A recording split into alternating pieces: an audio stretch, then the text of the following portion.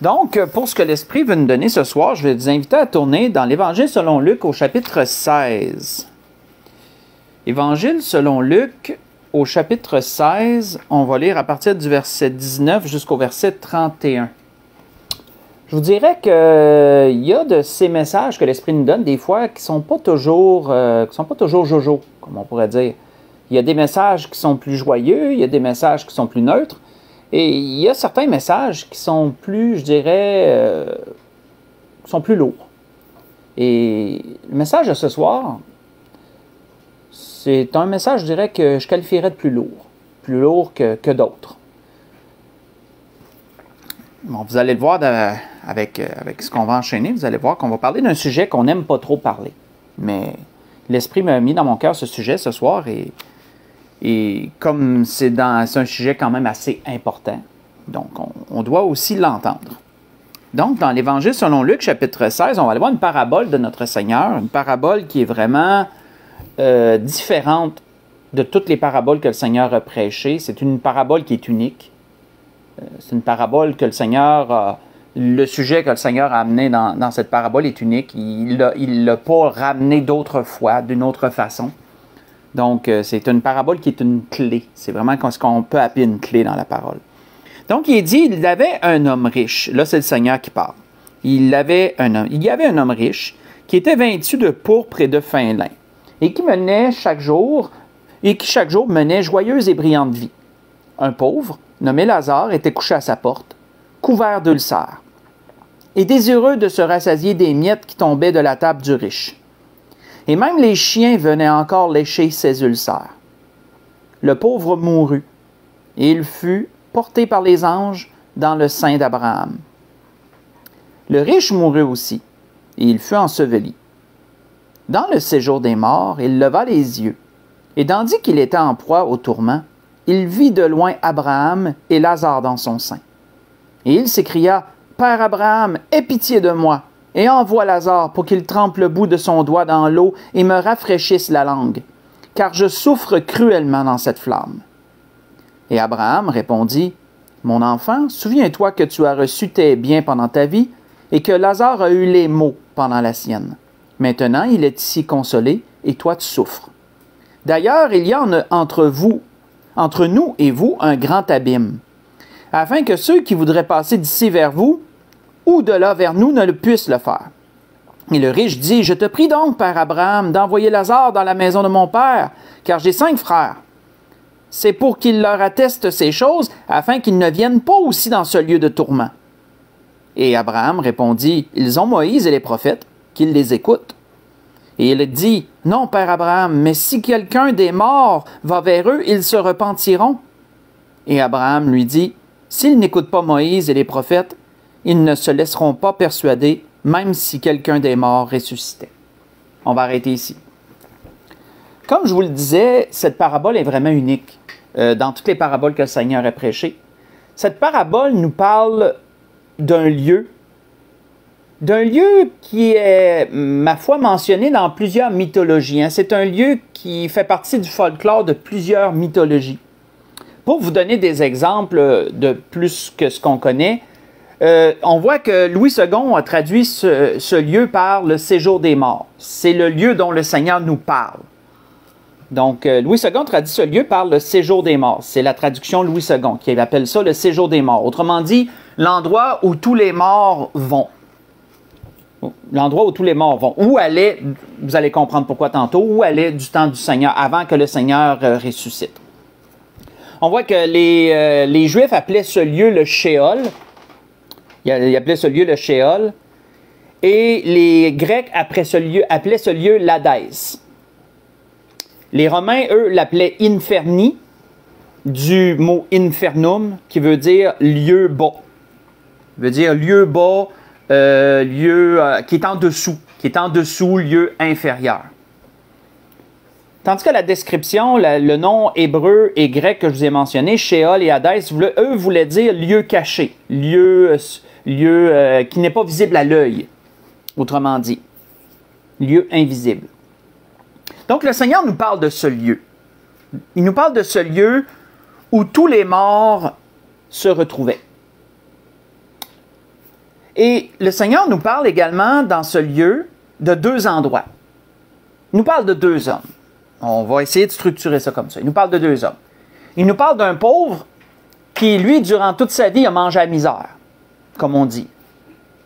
Il a mangé de la misère, il était malade, et le riche, lui, n'a pas vraiment, il s'est pas vraiment occupé du pauvre. Hein, la Bible nous dit que ce pauvre homme, il était couvert d'ulcères, il était à sa porte. Puis le riche, il n'a jamais eu de compassion pour ce pauvre-là. Il s'en est pas soucié plus qu'une fourmi qui était à terre ou qu'un insecte quelconque. Il s'en est pas soucié, le riche. Le riche, lui, était bien, il avait la volupté, il avait la confort, il avait la richesse, et lui menait joyeuse et brillante vie que la Bible nous dit. Tandis que le pauvre, lui, il souffrait couvert d'ulcères. Mais la Bible nous dit que le pauvre est mort. Le pauvre est mort, et le Seigneur nous parle que le pauvre, lui, il s'est retrouvé dans le séjour des morts, dans un lieu qui était appelé le Sein d'Abraham. Un lieu qui est appelé aussi le paradis, à d'autres endroits dans la parole. Et donc, dans ce lieu, Lazare, le pauvre, se reposait. Autrement dit, il ne souffrait plus. Il ne souffrait plus d'aucune façon. Il n'avait plus d'ulcère, il n'avait plus cette chair de faiblesse. Et il ne souffrait plus. Tandis que le riche, lui aussi, est mort. Et ça, c'est quelque chose que l'Ecclésiaste nous parle. Quand on lit le livre de l'Ecclésiaste, le riche et le pauvre ont la même fin, comme disait l'Ecclésiaste. Et donc, c'est vrai, le Seigneur nous parle de ce riche qui lui aussi est mort. Lui aussi, le riche est entré dans le séjour des morts, dans l'Hadès, dans le Sheol, dans l'Inferni, si on veut reprendre les termes que je vous ai mentionnés. Et ce riche, lui, s'est ramassé dans un autre lieu. Il s'est ramassé dans un lieu de tourment. Un lieu de tourment que nous, on connaît sous le nom de l'enfer. On va comprendre un peu plus pourquoi tantôt. Et on voit que dans ce lieu, et pourtant ils étaient les deux dans le séjour des morts, il faut bien comprendre, si on veut se représenter ça, séjour des morts, paradis, là, et le lieu de tourment, en bas, plus bas.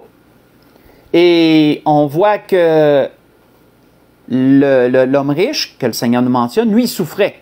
Lui, il ne se reposait pas, là. C'était pas un repos, c'est qui était. C'était un tourment. C'est un tourment, c'est une souffrance. On voit que même s'il n'était pas dans un corps physique, il se sentait brûlé et il aurait voulu qu'une goutte d'eau seulement soit mise sur sa langue pour le rafraîchir. C'est pas beaucoup une goutte d'eau. Quand tu souhaites juste une goutte d'eau, c'est quand même quelque chose, là. Il souffrait cruellement, qu'il disait.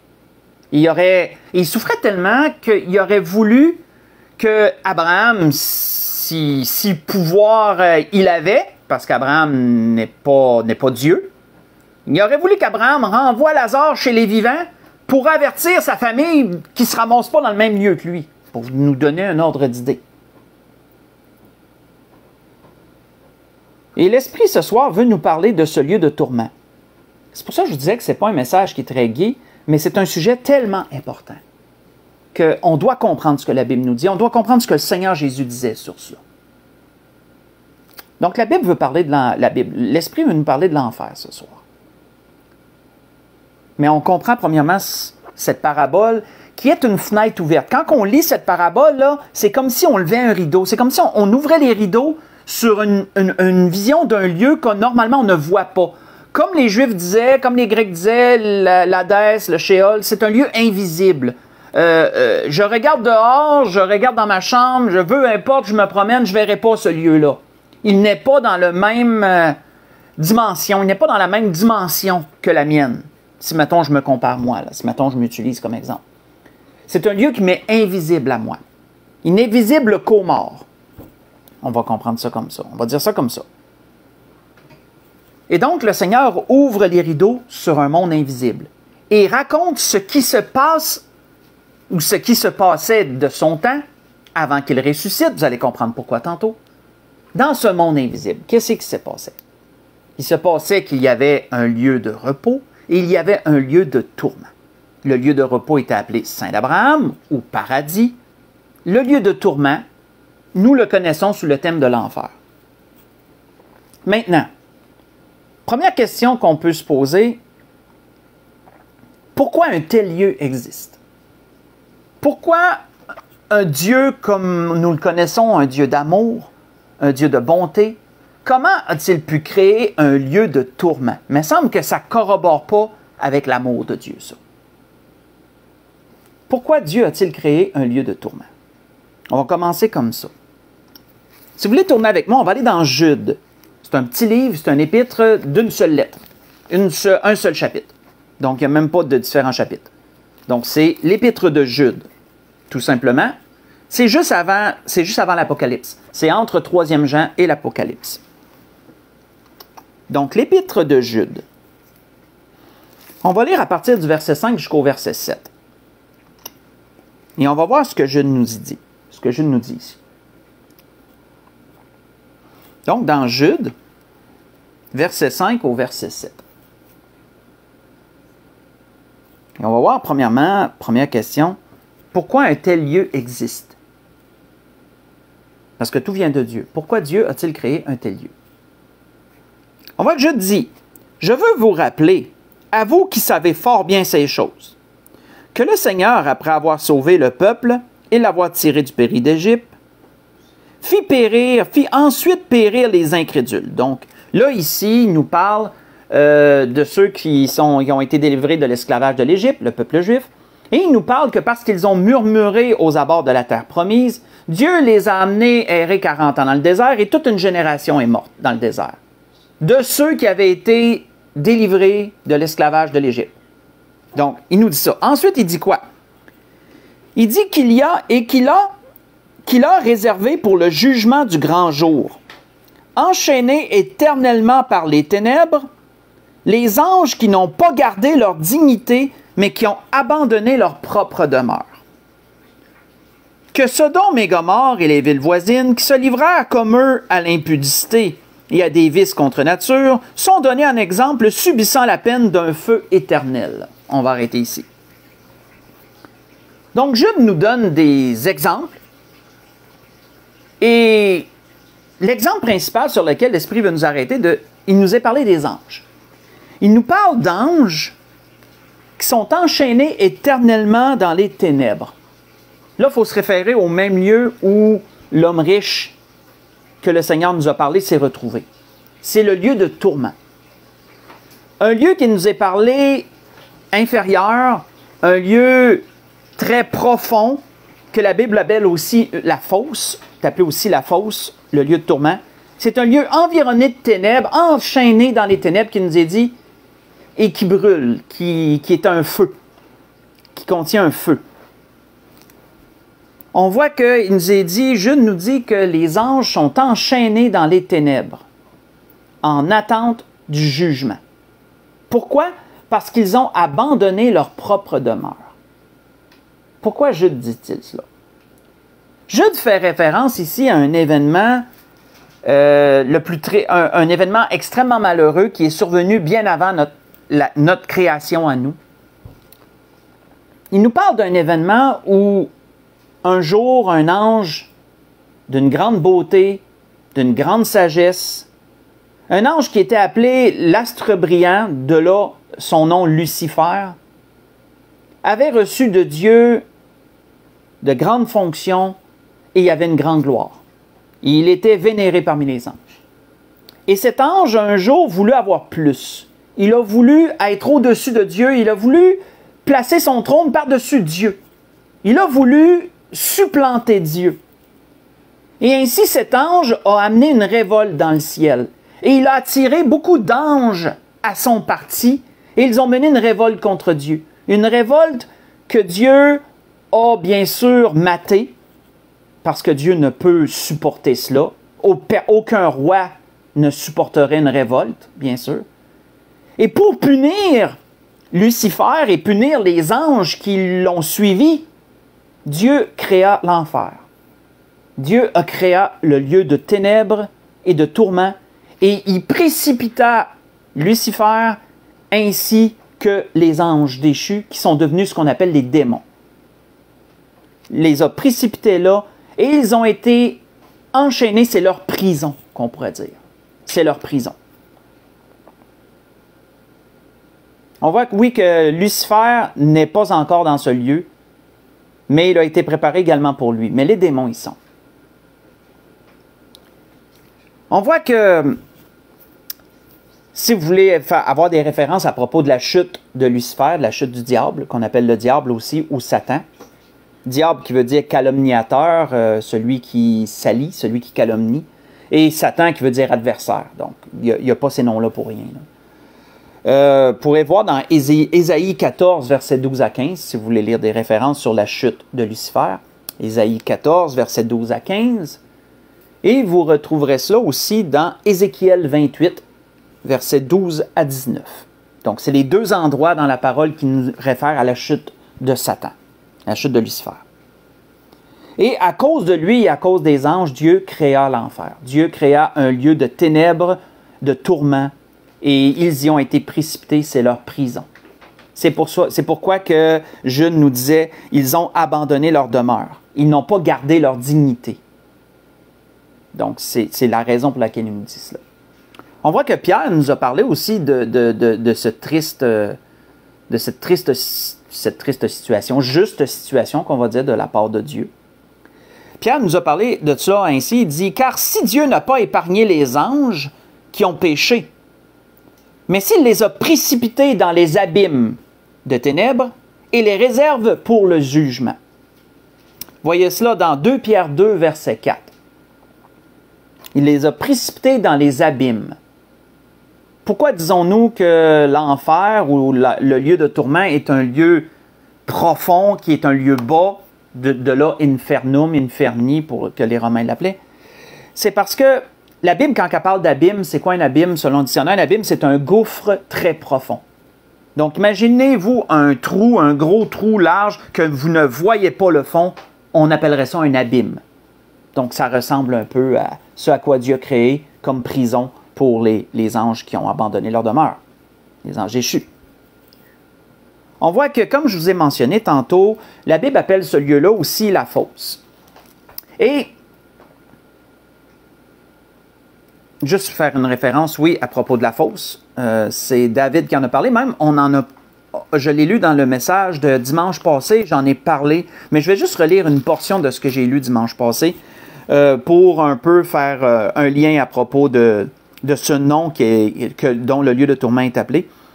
On voit que David, les fils de Corée disaient dans un psaume, « Ils ont confiance, en parlant de certains hommes, ils ont confiance en leurs biens, et ils se glorifient de leur grande richesse. » Un peu comme l'homme riche que le Seigneur mentionnait. Là. Ils ne peuvent se racheter l'un l'autre, ni donner à Dieu le prix du rachat. Hein. L'Église de l'Espérance, entre autres, vous allez vous souvenir que j'ai lu cela. Le rachat de leurs âmes est cher et n'aura jamais lieu. Ils ne vivront pas toujours, et ils n'éviteront pas la vue de la fosse. Donc, c'est important. Ils la verront, les sages meurent, les insensés et le stupide périssent également, et ils laissent à d'autres leurs biens. On va arrêter ici. Ce que je vous ai lu, c'est relu plutôt dans le psaume 49. J'ai lu le verset 7 au verset 10. Donc, le lieu dont le Seigneur nous a parlé, dans le séjour des morts. Saint d'Abraham, lieu de repos, le paradis, et lieu de tourment, appelé, dans notre jargon, nous, l'enfer, mais qui est appelé la fosse, qui, selon l'Ancien Testament, était appelé la fosse aussi. Donc, un lieu de tourment créé pour les démons, premièrement créé pour les anges et pour Satan. Premièrement pour eux. C'est pour eux que Dieu a créé ce lieu. Ça, on doit bien le comprendre. Et c'est leur condamnation. Pour s'être révolté contre Dieu, pour avoir péché et s'être révolté contre Dieu. C'est comme Pierre disait, ils ont péché, les anges, en suivant Satan dans sa révolte. Donc, on comprend cela. Donc, on a répondu à cette question. Autre question qu'on pourrait se poser, pourquoi un être humain s'est ramassé dans ce lieu-là? Je dis un, il y en a plusieurs, là, je veux dire, il y en a plusieurs, puis malheureusement, il va y en avoir encore plusieurs. Mais pourquoi, entre autres, le Seigneur, dans sa parabole, nous a parlé que l'homme riche s'est ramassé là? Pourquoi un être humain se retrouverait-il dans ce lieu de tourment qui a été créé pour les démons? Premièrement. Allons dans l'Épître aux Romains pour répondre à cette question. Dans l'Épître aux Romains, on va aller au chapitre 5. Épître aux Romains, chapitre 5. On va aller voir ce qu'il nous y est dit. Épître aux Romains, chapitre 5. On va lire premièrement le verset 12.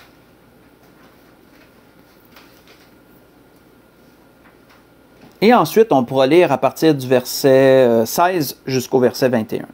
Si les petits versets, ce n'est pas tellement long.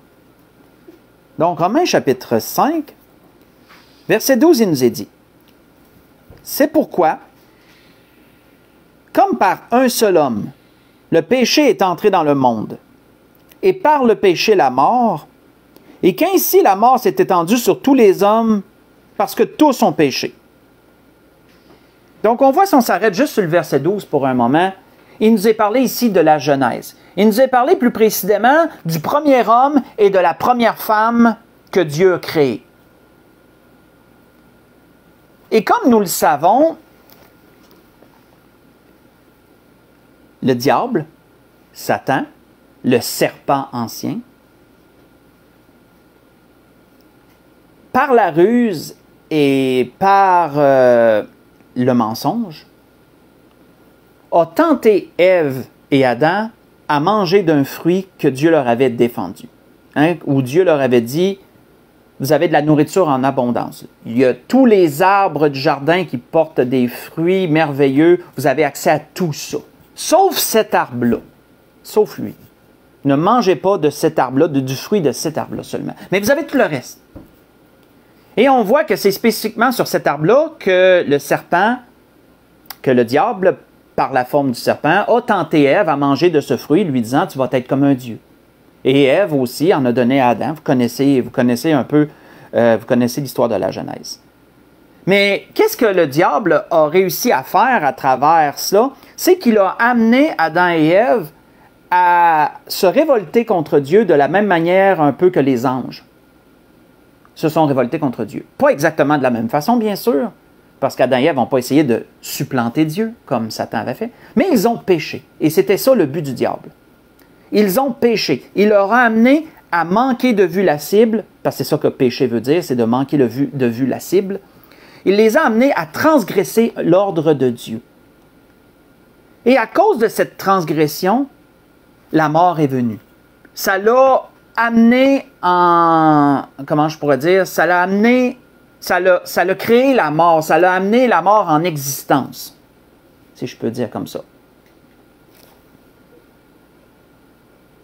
De là que Dieu avait déjà un plan d'établi pour réparer ce que Satan venait de créer, ce que Satan venait de causer. Pourquoi il nous a dit quoi si on va lire à partir du verset 16, toujours de Romains 5? Il nous a dit, il n'en est pas du don comme de ce qui est arrivé par un seul homme qui a péché. Car c'est après une seule offense que le jugement est devenu condamnation. Parce qu'à cause que le premier homme et la première femme ont péché, Dieu, malheureusement, parce que Dieu est juste en toutes choses, hein, Dieu n'a aucune injustice en Dieu. Et parce qu'ils ont péché, ainsi ils ont scellé leur destin que leur fin serait la même que celle des démons, que celle des démons et de Satan. Satan a réussi à entraîner l'humanité à aller dans ce même lieu de tourment qui a été préparé pour lui et ses anges, ses démons. Satan a réussi ce tour de force-là, en les amenant à se révolter contre Dieu, comme lui et ses anges s'étaient révoltés contre Dieu. Il les a amenés à pécher. Ainsi, il a entraîné l'être humain si cher au cœur de Dieu dans le même endroit que lui, dans la même condamnation que lui et ses démons. Donc, c'est ça qu'il faut bien comprendre. Et qu'est-ce que l'apôtre Paul amenait? Donc, l'apôtre Paul répète ces choses, mais en même temps, amène le remède que Dieu a amené à travers ça.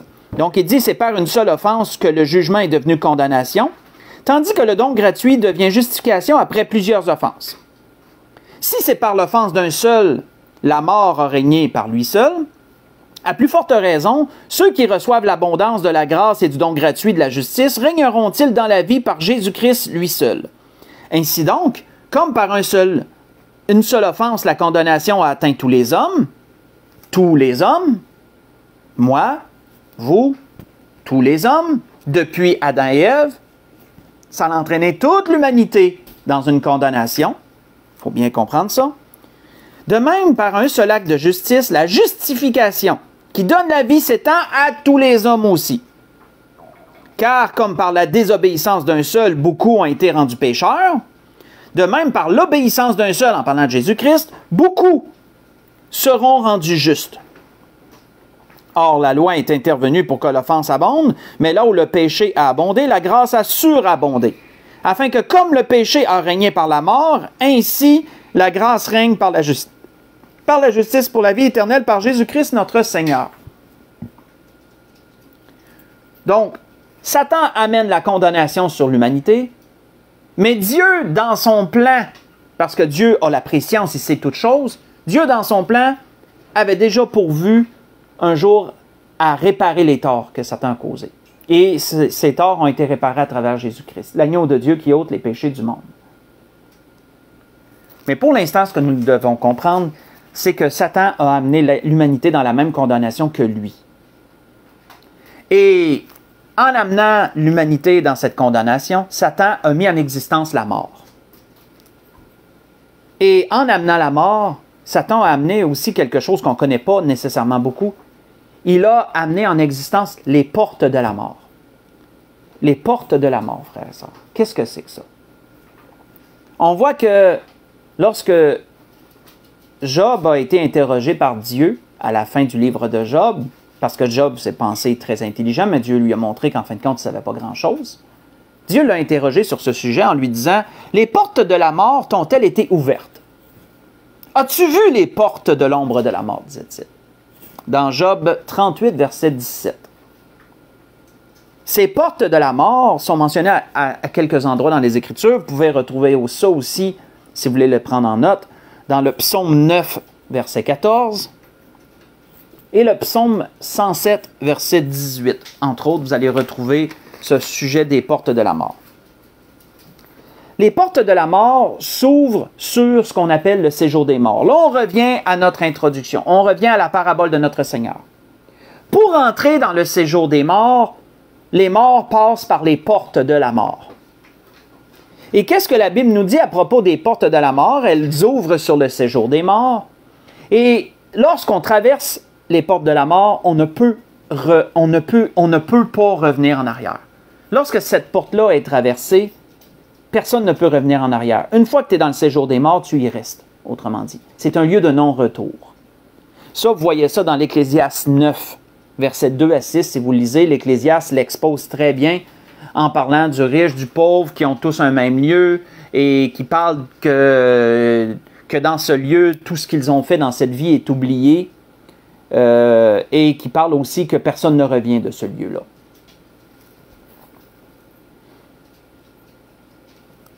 Ce qu'il faut comprendre, c'est qu'avant que Jésus ressuscite d'entre les morts,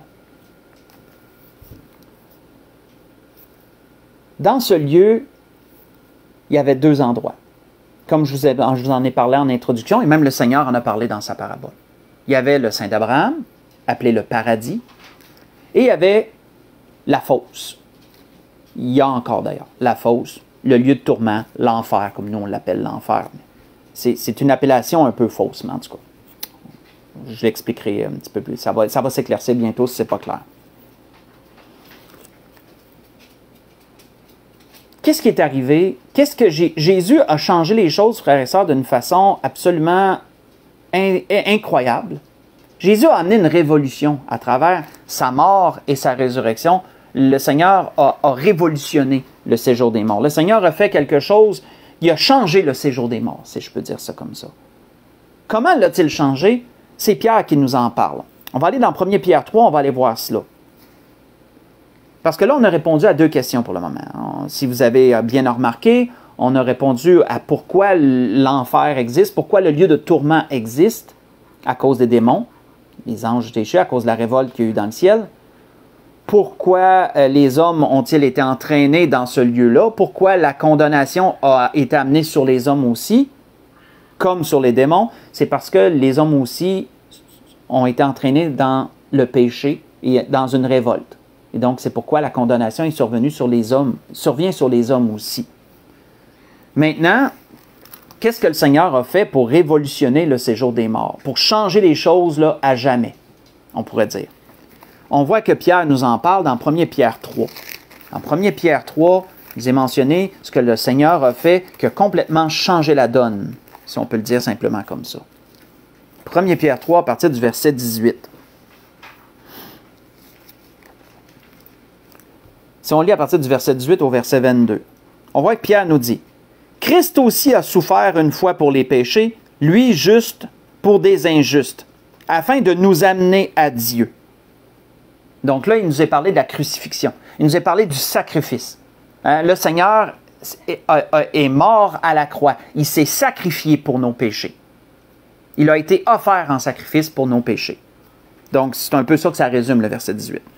Et il nous est dit, il a été mis à mort quant à la chair et rendu vivant quant à l'esprit, dans lequel aussi il est allé prêcher aux esprits en prison, qui autrefois avaient été incrédules lors de la patience de Dieu, se prolongeait au jour de Noé, pendant la construction de l'arche, dans laquelle un petit nombre de personnes, c'est-à-dire 8, furent sauvées à travers de l'eau.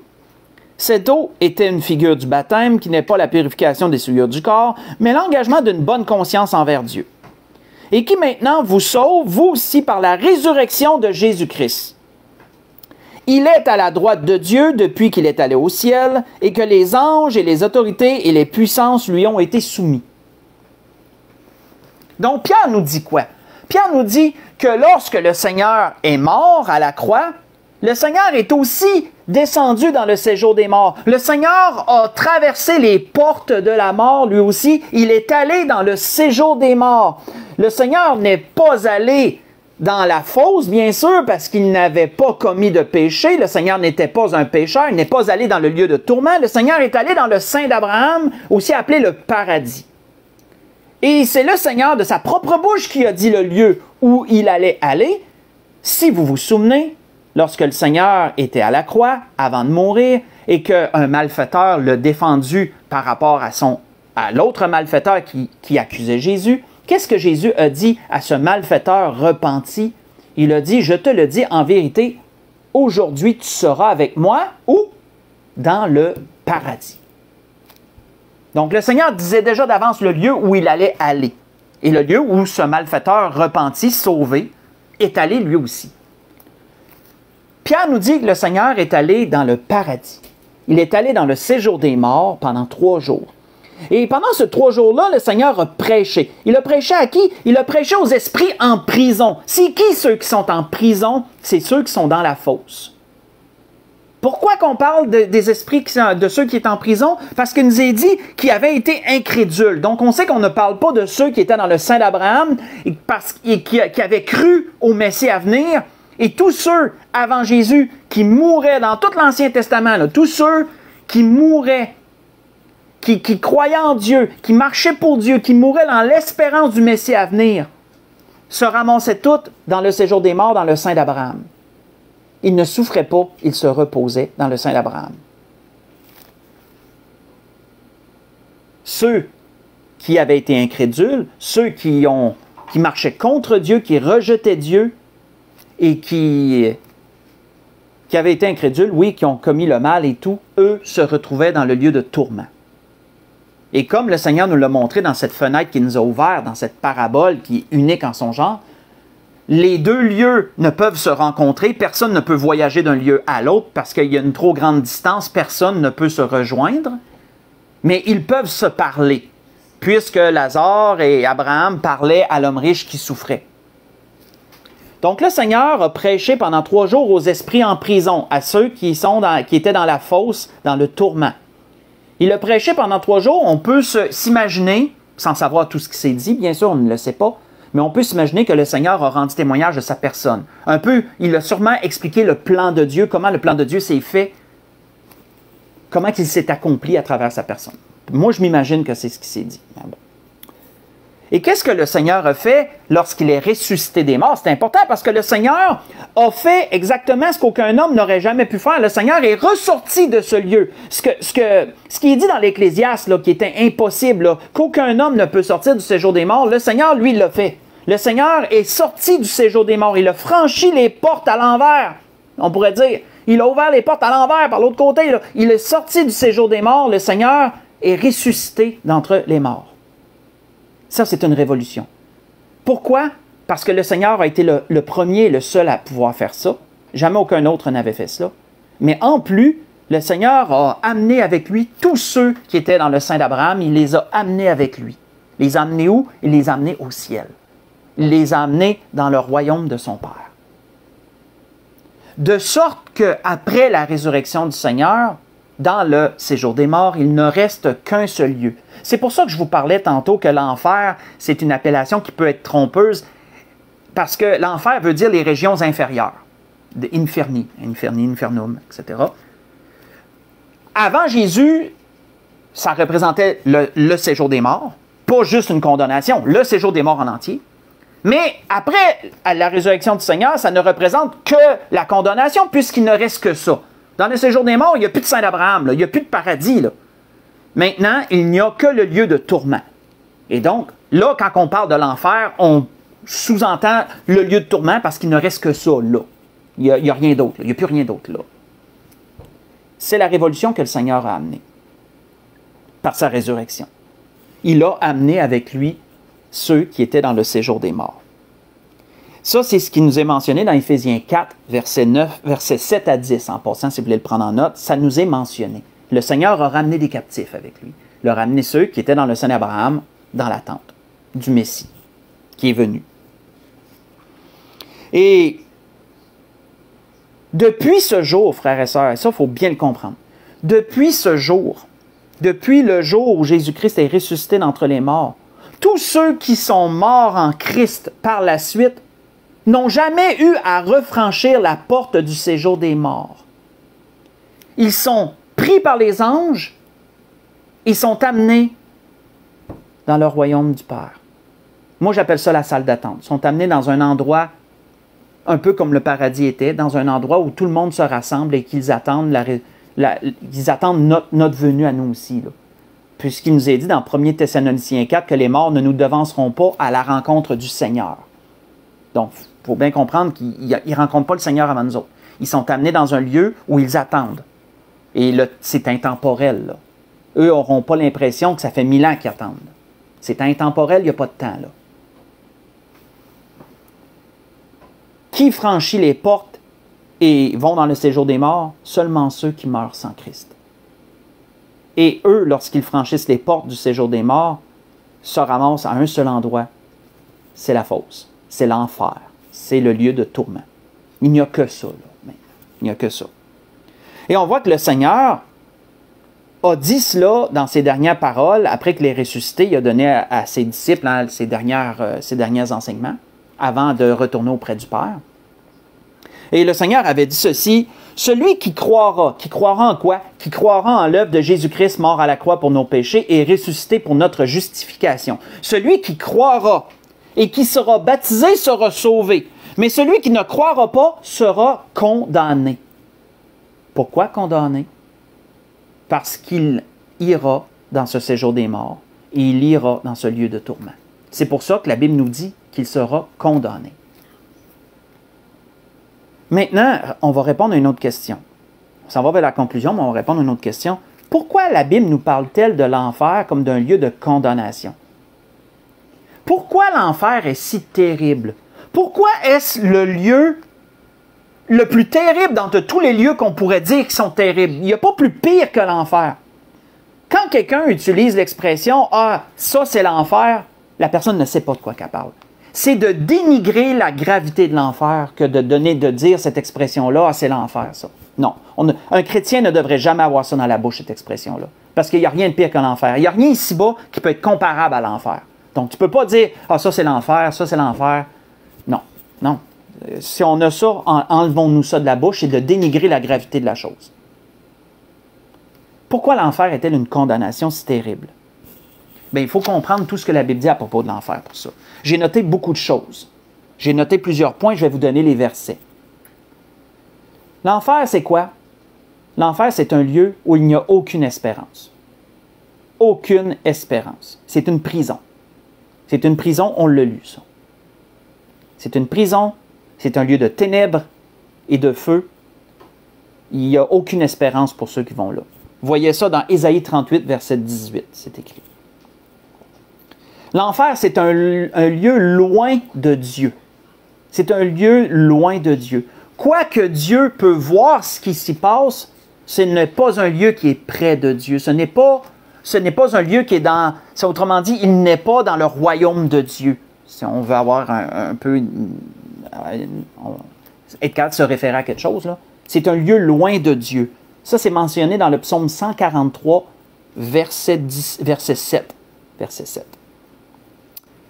C'est un lieu qui est considéré comme un puits, de là l'appellation la fosse, de là l'appellation l'abîme de ténèbres.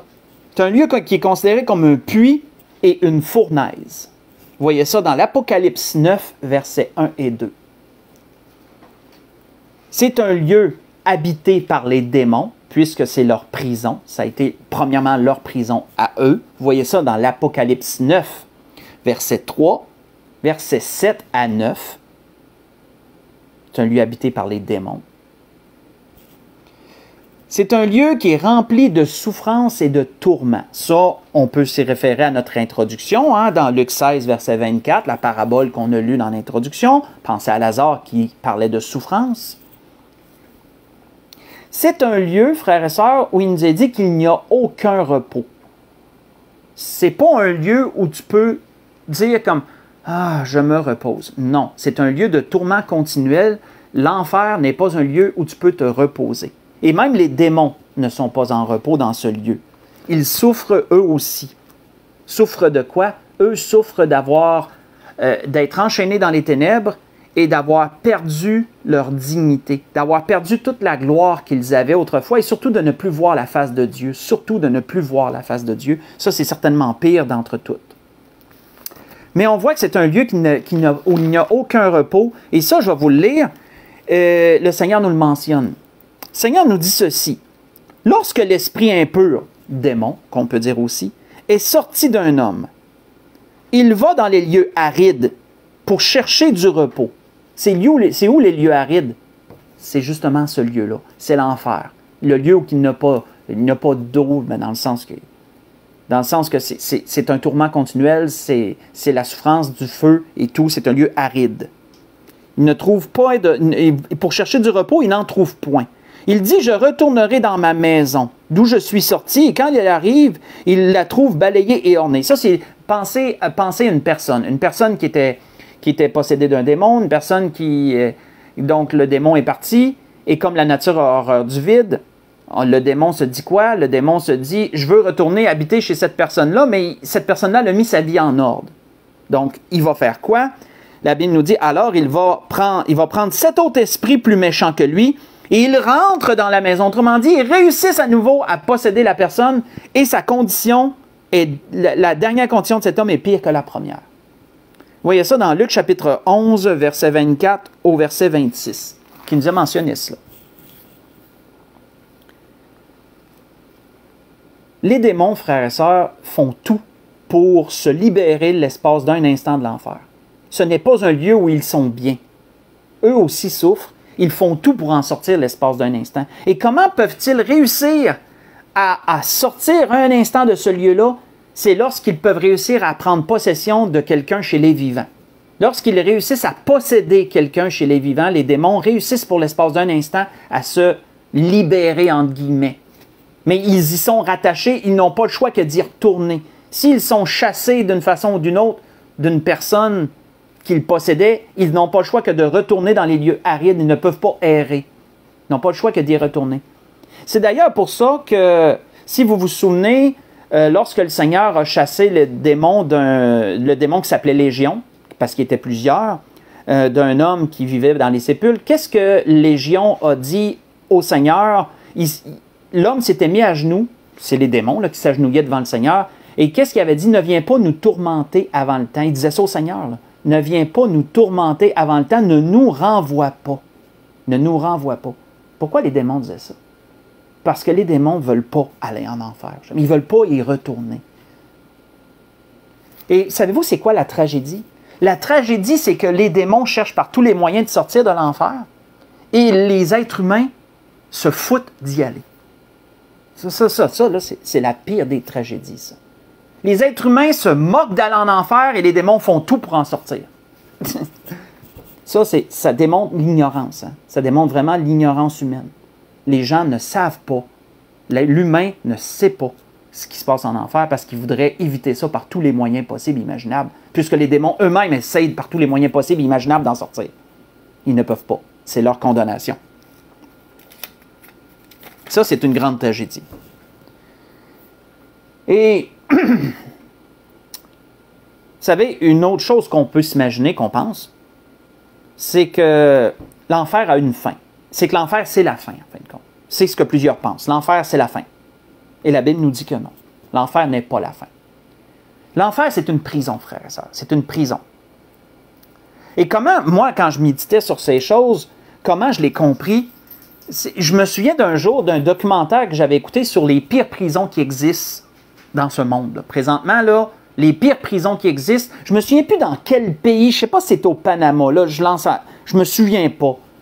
Mais il était mentionné une prison tellement dangereuse que lorsque quelqu'un est condamné à y aller, les policiers ne sont même pas dans la prison. Il n'y a personne dans cette prison-là. Il n'y a aucun... pas qu'il n'y a pas personne, mais je veux dire, il n'y a pas aucun policier, il n'y a pas aucun gardien dans cette prison-là. Lorsqu'ils ouvrent les portes de cette prison-là, qui est à ciel ouvert, avec, avec beaucoup de chambres, beaucoup de salles, lorsqu'ils ouvrent les portes, ils sont armés jusqu'aux dents pour rentrer là, ils lâchent l'homme-là, ils ressortent, ils referment les portes. Et dans cette prison-là, il n'y a pas de gardien, là. C'est la loi du plus fort. Il y a de la nourriture qui leur est emmenée, après ça, ils ressortent, et c'est la loi du plus fort. C'est les plus forts qui mènent là-dedans. C'est la prison, je ne me souviens plus du nom de cette prison-là, mais c'est la plus terrible des prisons qui existent sur Terre. Et ça, c'est comparable à l'enfer, minimalement. Pourquoi? Parce qu'en enfer, c'est les démons qui font la loi. En enfer, c'est les démons qui règnent dans ce lieu de tourment. C'est eux autres les boss de la prison. C'est eux autres qui torturent les vivants qui s'y ramassent. Je ne pourrais pas décrire vraiment mieux ça que ça. En plus de tous les tourments que l'enfer représente en tant que tel. Mais l'enfer n'est qu'une prison en attente du jugement dernier. Ça, la Bible nous le dit aussi. Avant d'aller à la conclusion, allons voir dans l'Apocalypse chapitre 20, qu'est-ce qu'il nous est dit? Qu'est-ce qu'il nous est dit avant d'aller à la conclusion? Dans l'Apocalypse chapitre 20, il nous est mentionné qu'un jour, même l'enfer aura une fin. C'est ce qu'il nous est mentionné dans l'Apocalypse chapitre 20. À partir du verset 11.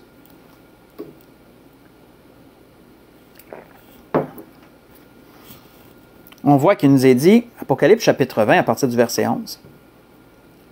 Il est dit, « Puis je vis un grand trône blanc, et celui qui était assis dessus. » On parle de Dieu, bien sûr. « La terre et le ciel s'enfuirent devant sa face, et il ne fut plus trouvé de place pour eux.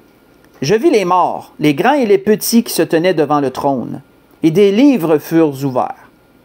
Et un autre livre fut ouvert, celui qui est le livre de vie. Les morts furent jugés selon leurs œuvres d'après ce qui était écrit dans ces livres. »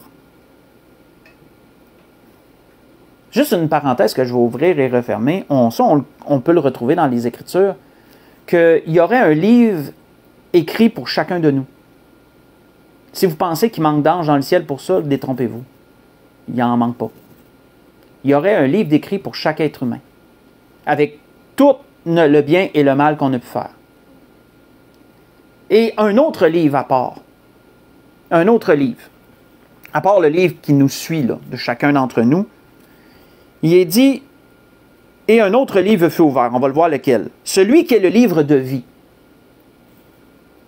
Le livre de vie est appelé aussi dans la Bible le livre de vie de l'agneau. Le livre de vie, ce sont les noms de tous ceux qui ont accepté Jésus comme leur sauveur et Seigneur, sont inscrits dans le livre de vie de l'agneau. Tous ceux qui sont sauvés de la condamnation éternelle sont inscrits dans le livre de vie. Donc ça compte. Ce livre-là, il compte. Donc il est dit quoi? Il est dit, la mer rendit les morts qui étaient en elle. La mort est le séjour des morts. On parle de l'enfer, là, si vous avez bien suivi. Là. La mort est le séjour des morts, rendirent les morts qui étaient en eux. Et chacun fut jugé selon ses œuvres. Donc personne n'est exempt de ça. Là. Puis la mort et le séjour des morts furent jetés dans l'étang de feu. Donc même l'enfer va être détruit un jour. L'enfer a été jeté dans l'étang de feu. C'est la seconde mort. On ne pouvait pas s'imaginer qu'il y en avait une autre, hein? C'est la seconde mort. L'étang de feu. Et quiconque ne fut pas trouvé écrit dans le livre de vie fut jeté dans l'étang de feu. Ça, c'est la finalité vraiment. L'enfer n'est qu'une prison pour le jugement dernier qui est appelé, la Bible appelle. Le jugement dernier, c'est l'étang de feu et de soufre. Si tu es en enfer, c'est sûr que tu vas aller dans l'étang de feu, tu ne peux pas revirer de bord. C'est la condamnation. Il n'y a pas de purgatoire, il n'y a pas d'entre-deux, il n'y a pas de moyen de revenir en haut, là, de retourner de bord. Là. Si tu meurs dans cette condition-là, tu es condamné. C'est la condamnation éternelle. C'est l'enfer et c'est le jugement dernier à la fin. C'est l'étang de feu et de soufre, la finalité.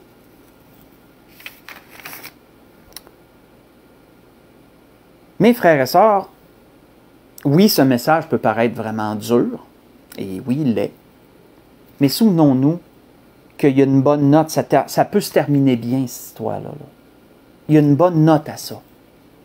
La bonne note à ça, c'est que Dieu a déjà pourvu à la façon que tout être humain peut éviter ça. Souvenons-nous ce qu'on a lu dans l'Épître aux Romains, chapitre 5. Ça peut être évité.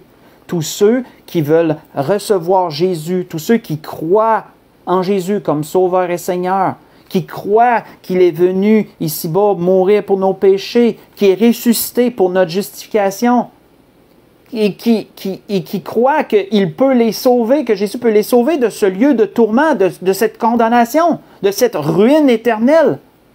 Ils ont le choix. La justification, comme l'apôtre Paul disait, atteint aussi tous les hommes. Tous les hommes ont accès à la justification. Et ça ne coûte rien. Ce que ça coûte, c'est d'y croire. Sincèrement, bien sûr. De croire en l'œuvre de Jésus-Christ.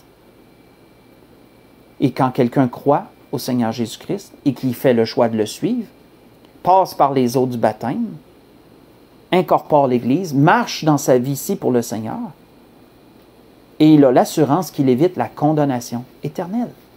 Il est dans le livre de vie de l'agneau. Il évite ainsi le lieu dont l'Esprit a voulu nous entretenir ce soir, le lieu de tourment, l'endroit où personne ne veut aller. Souvenons-nous, les démons font tout pour en sortir. Il ne faudrait pas être assez niaiseux pour vouloir y aller. Vraiment. Et dans ce combat-là, si je peux le dire comme ça, il n'y a pas d'entre-deux.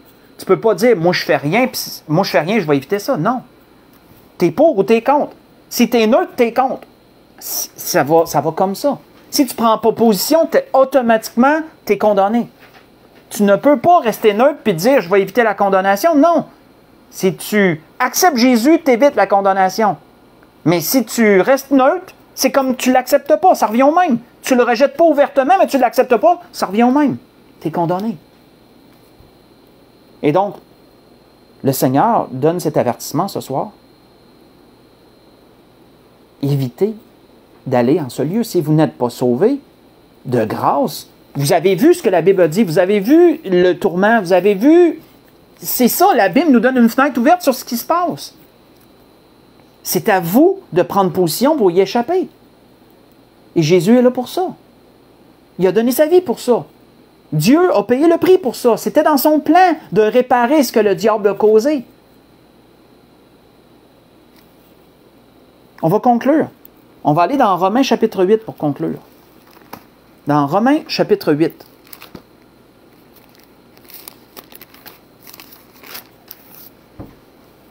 Dans Romains chapitre 8, et je suis content, le Seigneur conclut son message sur une bonne note. Une très bonne note, même. C'est une très bonne note.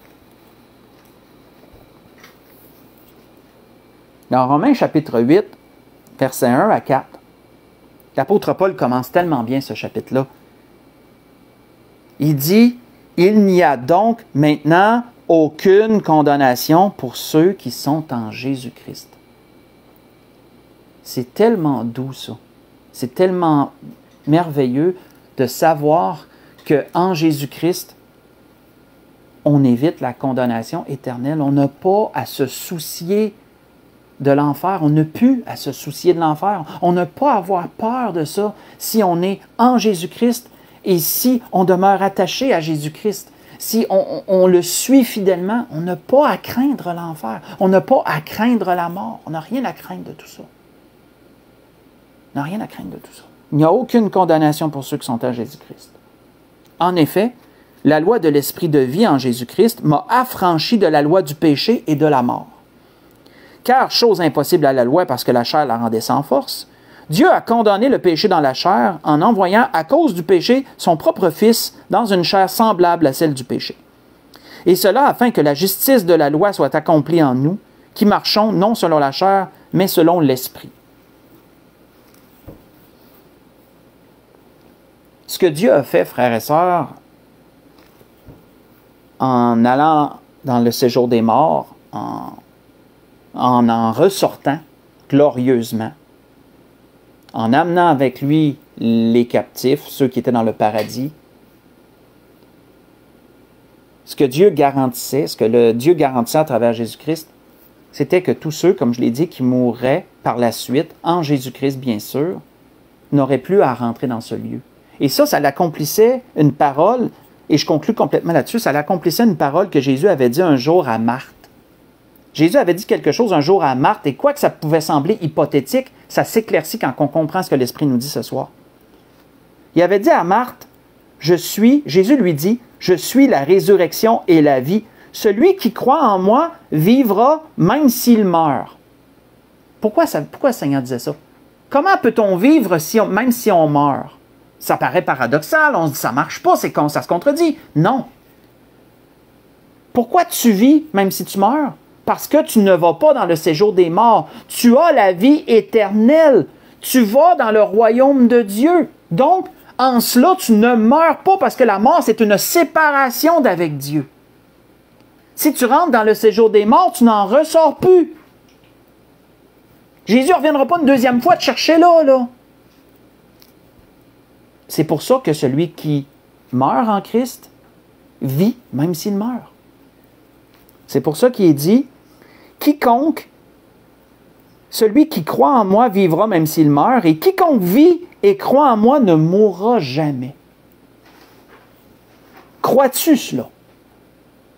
Crois-tu cela, toi qui écoutes ce soir? C'est ce que le Seigneur demandait à Marthe. Crois-tu cela? Et elle lui dit, oui Seigneur, je crois que tu es le Christ, le Fils de Dieu qui devait venir dans le monde. J'ai lu dans Jean chapitre 11, j'ai lu verset 25 et au verset 27. Quiconque vit et croit en moi ne mourra jamais. Pourquoi? Parce qu'il n'aura pas à traverser les portes de la mort et à aller dans le séjour des morts. C'est pour ça qu'il ne mourra jamais. Comprenons cela. Quiconque vit et croit en moi, bien sûr. La grâce que je nous souhaite à tous dans ce message, pas facile nécessairement, lourd, peut avoir paru lourd, et j'en suis désolé, mais c'était le sujet que l'Esprit voulait nous donner ce soir. Et la grâce que je nous souhaite, c'est que pour tous ceux qui ont donné leur vie à Jésus-Christ, soyons reconnaissants et soyons dans la paix.